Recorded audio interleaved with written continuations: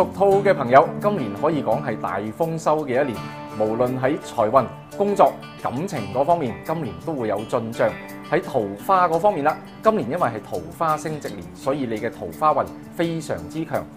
未有對象嘅，今年可望揾到固定嘅對象；已經有對象，今年可以計劃結婚；已經係結咗婚嘅，今年可以生小朋友。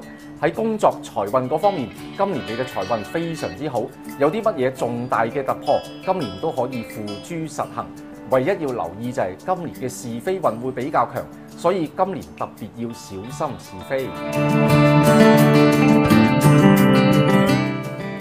屬兔嘅朋友，今年要留意嘅重點有：第一，今年你嘅運勢非常之順利，吉星多；第二，今年你嘅桃花運係非常之強，未結婚嘅今年可望結婚；第三樣，今年有霧水桃花星，所以容易會有霧水嘅情緣。第四個重點啦，今年是非比較多，所以特別要留意。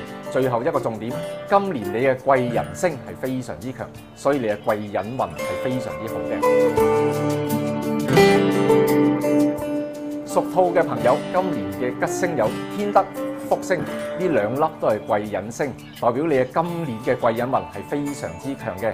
另外，天喜星，天喜為第二桃花星，未結婚嘅今年可望結婚，已經結婚嘅今年就可以計劃生小朋友啦。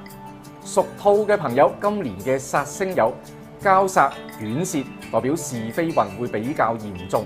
另外，咸池星代表容易會有霧水情緣嘅。屬兔嘅朋友，今年嘅爭運錦囊，因為你今年係德財年全公刑，所以正橫財一定要兼得。我哋喺全屋嘅正財位，即係正南面，放置8粒啡色嘅石頭喺一杯水入邊。記住，水唔可以冚蓋，同埋水每一日都要更換。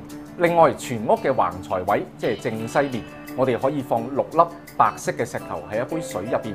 記住，水唔可以冚蓋，水要每一日更換，咁樣就可以確保馬年行好運啦。